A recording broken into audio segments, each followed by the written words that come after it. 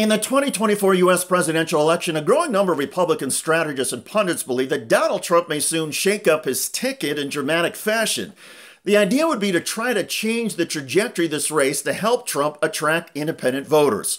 In the wake of Bobby Kennedy Jr. suspending his campaign and endorsing Trump, one prominent Republican columnist thinks that J.D. Vance, who comes across as boring and awkward, is on thin ice, and that Donald Trump may believe that Kennedy, who has no trouble generating headlines, is a kindred spirit. I think he is a perfect match for Donald Trump. And in fact, if I were J.D. Vance, I would stick by the phone, because he might be just the kind of guy that Trump would pull in as an October surprise. Oh my God. He is freakish in every sense of the word, whether it's picking up bear roadkill or eating a barbecued dog.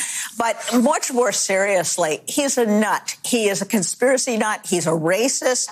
He has come up with all of these cockamamie theories of persecution. In that sense, he's very much a Trump. Bobby Kennedy is very much a Trump. Well, Kennedy's personal controversies, including extramarital affairs and awful tabloid headlines, certainly match Donald Trump. Plus, despite the family legacy, Bobby Kennedy Jr. has been something of a political outsider for several years.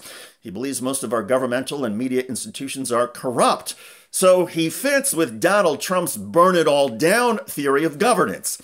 Trump has even told friends he admires Kennedy's courage in opposing vaccines and embracing fringe conspiracy theories. Kennedy certainly has no problem attracting media attention and generating buzz. Also, polls show J.D. Vance has a huge unfavorability rating given his extreme position against women's rights and Vance's childless cat lady comments denigrating childless women. There were picks that were more unifying in terms of bringing the entire Republican Party together, including the old guard Reagan wing, whose votes matter. And then there were votes that were more geared toward where the party has gone under Trump. Vance is that pick. And I think the only issue with his comments is that if your goal is to persuade, and as Haley Barbour, famous RNC chairman, likes to say, grow the party, then you want to persuade and make everybody feel as though you're speaking to them. Sarcasm doesn't work in that case. Conservative writer David Drucker points out that J.D. Vance has never really been tested in a high-profile national political campaign.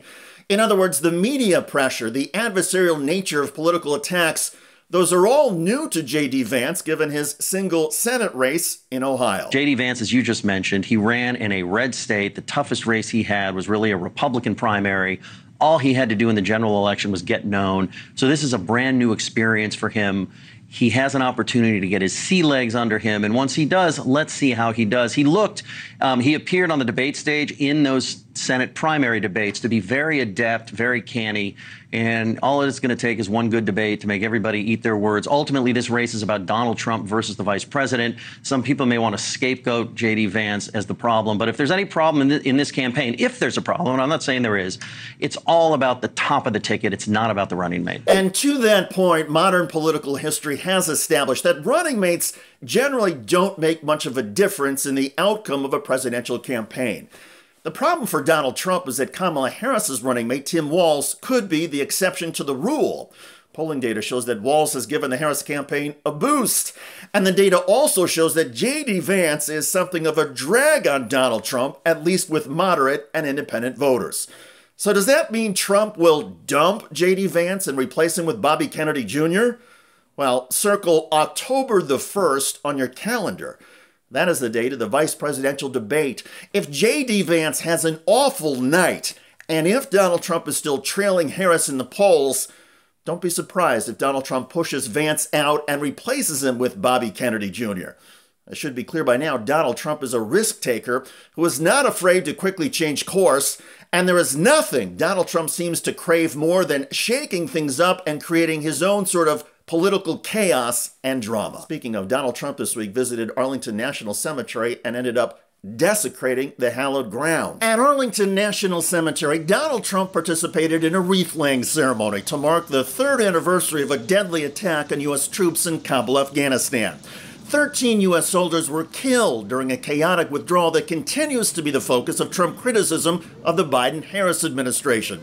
But while in Arlington on this day, Donald Trump generated his own controversy with this. Trump had a photo op with the family of a soldier killed and Trump gave a thumbs up. Such photo ops are not allowed according to the visitor rules for Arlington National Cemetery. Check out that video at the link below. I'm David Shuster. Thanks for joining us.